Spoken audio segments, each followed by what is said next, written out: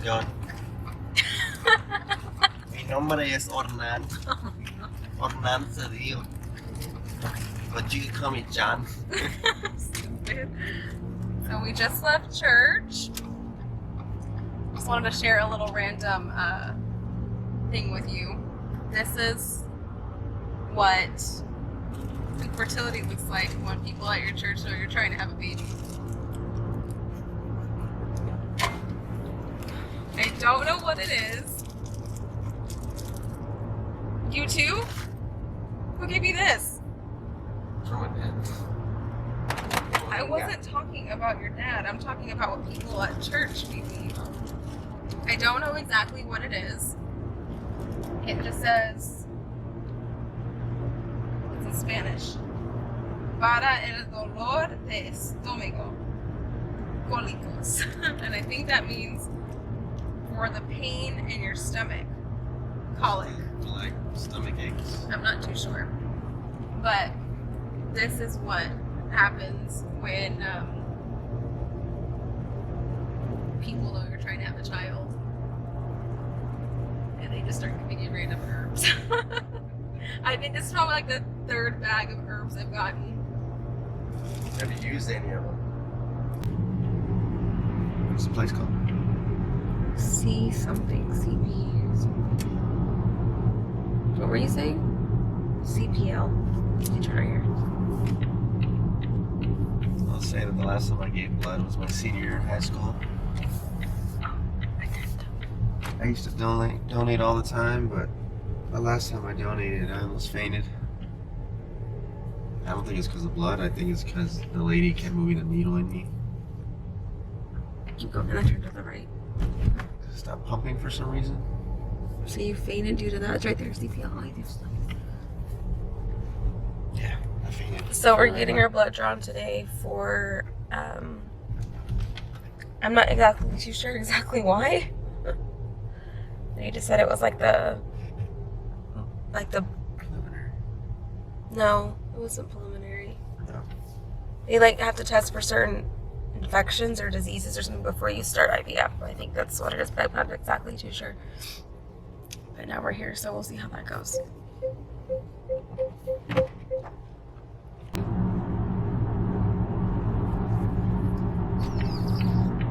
do you want to do?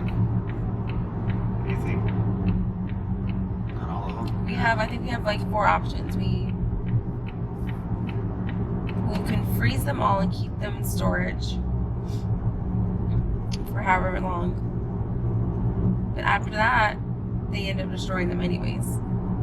Like if we only store them for 20 years, after that they get destroyed regardless. Number 2, we destroy them right off the bat. We donate them, or we donate them to science. Donate them. Huh?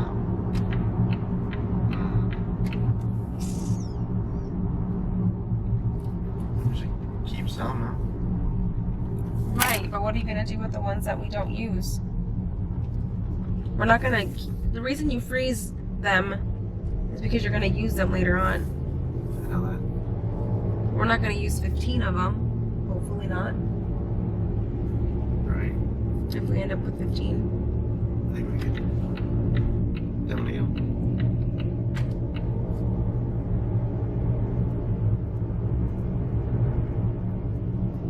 That's...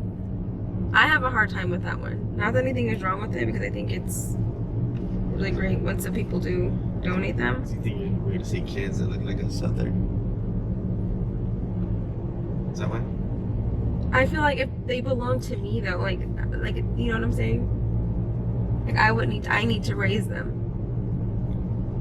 Well, what if they're healthy and they're good embryos? You want to destroy them? That could be a person or somebody. Then I think we should just store them. But then I don't want to pay 25, 30 years for storing embryos either. It's so hard.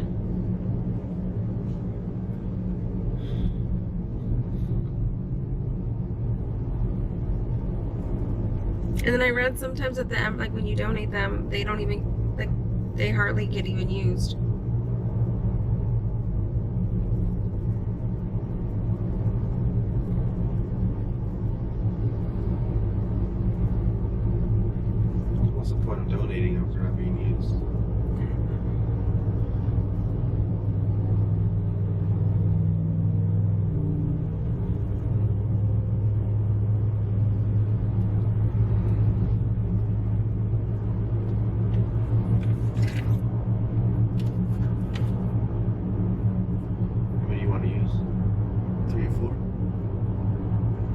together, they're gonna ask us that too. Because then we can just decide how much. We don't need. They don't all have to be. And like we don't have to fertilize all of them. But then I would hate that we fertilize only 5, and then none of them make it through the freezing process or the defrost process or whatever the process is. You know what I mean?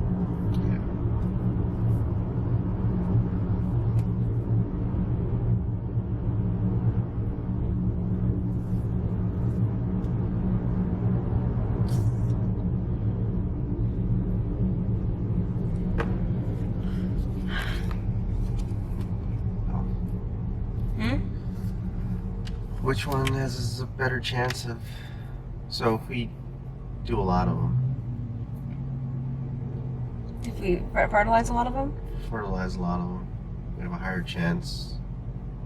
We have a lot of backups just in case. Right.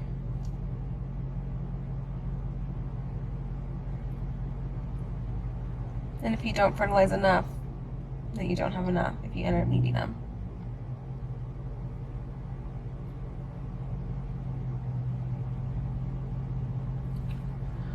Well, I think it's more smart to over-fertilize than to not fertilize them. Right, but then what do you want to do with the ones that, all the leftovers, let's say we have 10 that are left over?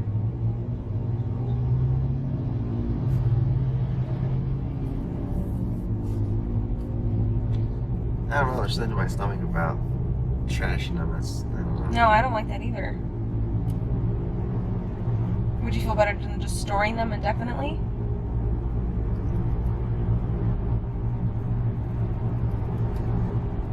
Yeah. Yeah, I think that makes more sense for us.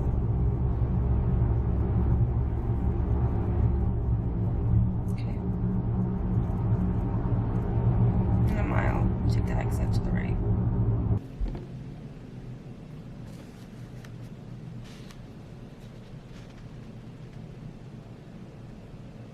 This is just a process you're doing. Yeah.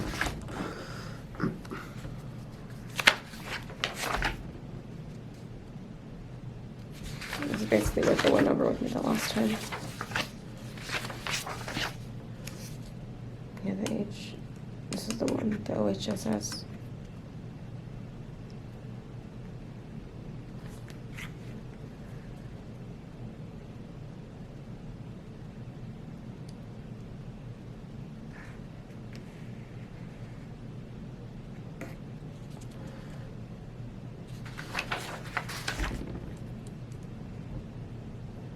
IVF babies seem to be at slight risk, increased risk for birth defects. The risk of multiple pregnancies is significantly higher.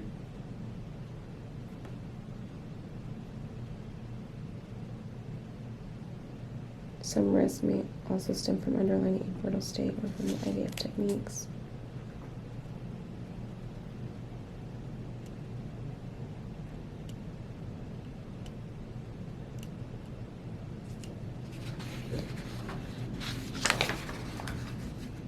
These are the risk factors, I guess. They have a 17% chance of them being in the NICU, 14% chance of them being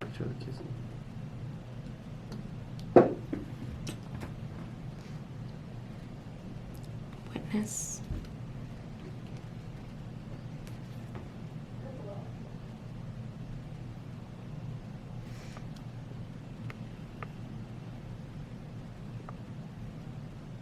Your turn.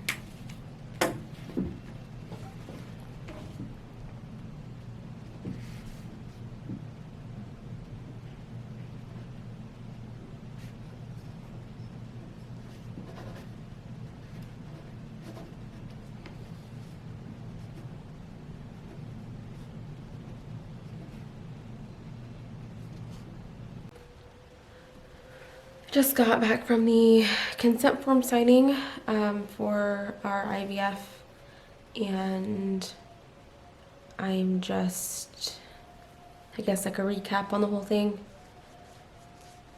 I honestly don't even know how I feel. I know I don't feel normal.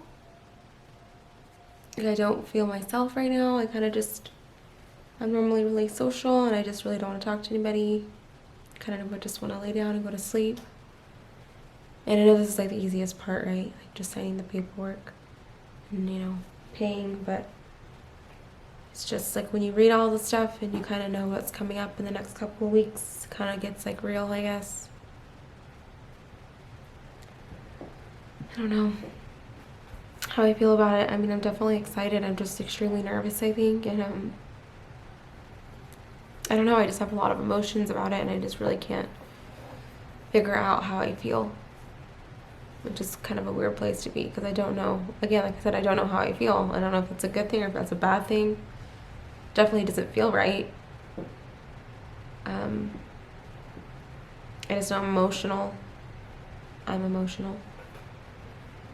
I went to go eat afterwards and I cried because there was onions in my burger, which is, I wasn't mad, I was just started to cry.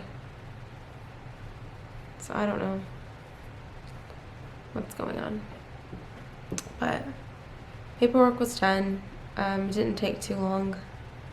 It was easy in a sense where it's just initial and sign. It's just reading all the information and making sure you understand and deciding what you're gonna do with the embryos and what happens if I were to die, what happens if he were to die, what happens if we get a divorce, etc. They kind of have to just figure that all out beforehand.